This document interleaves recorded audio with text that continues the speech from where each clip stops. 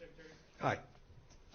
Is the State Department currently preparing to engage with the Biden transition team? And if not, at what point does a delay hamper a smooth transition or pose a risk to national security? There will be a smooth transition to a second Trump administration. Right? We're ready. The world is watching what's taking place here. We're going to count all the votes. When the process is complete, there'll be electors selected. There's a process. The Constitution lays it out pretty clearly. The world should have every confidence that the transition necessary to make sure that the State Department is functional today, successful today, and successful with the president who's in office on January 20th, a mid-afternoon, will also be successful. I went through a transition on the front, and I've been on the other side of this. I'm very confident that we will do all the things that are necessary to make sure that the government, the United States government, will continue to perform its national security function as we go forward. So you believe there's widespread voter fraud, that the reports that we're getting from Pennsylvania, from Michigan, showing vote totals and massive leads or significant leads with 99% reporting are going to be overturned, and that the United States failed to conduct a fraudulent free election? Rich, I'm the Secretary of State. I'm getting calls from all across the world. These people are watching our election. They understand that we have a legal process. They understand that this takes time.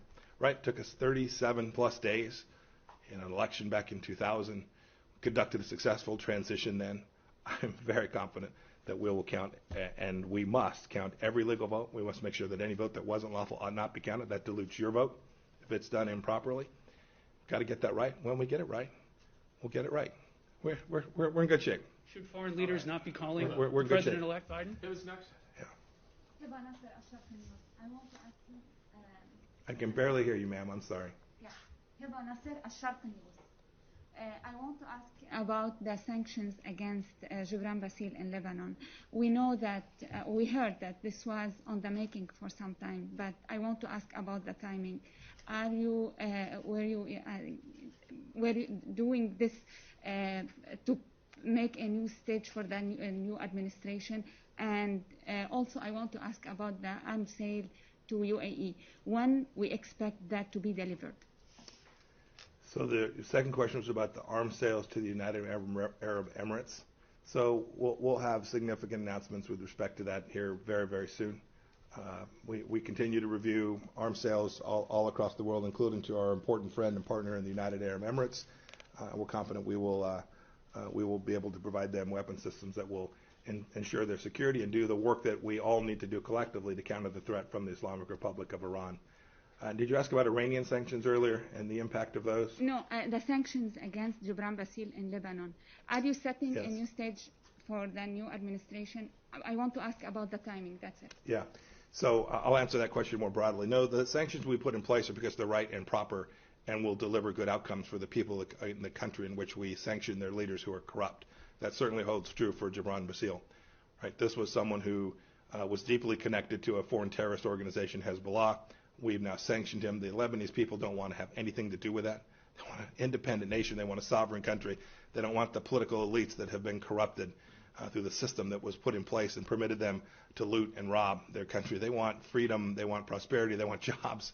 Those are the things we want. The sanctions that we put in place against the former minister are appropriate and useful towards getting us closer to that one day where the Lebanese people can have what it is they so richly deserve. Are we expecting a new sanctions? Christina? Thank you, Mr. Secretary. Hi, Christina. Hi, how are you? Good. Good. Is there any evidence that the CCP has interfered in the recent election or is trying to sow chaos in the aftermath of the legal challenges?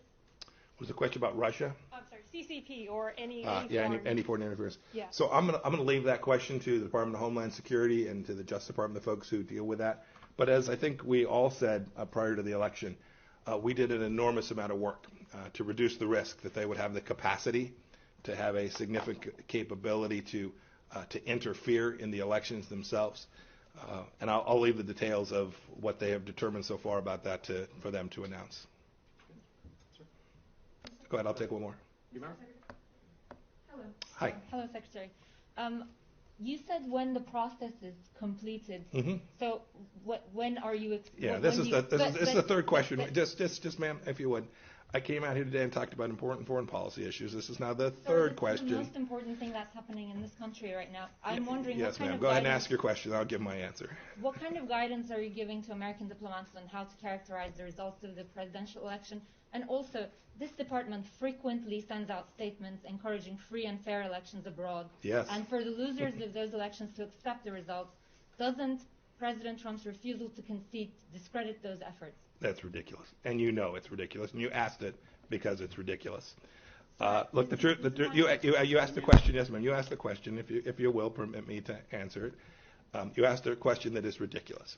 This department cares deeply to make sure that elections around the world are safe and secure and free and fair. And my officers risk their lives to ensure that that happens. They work diligently on that.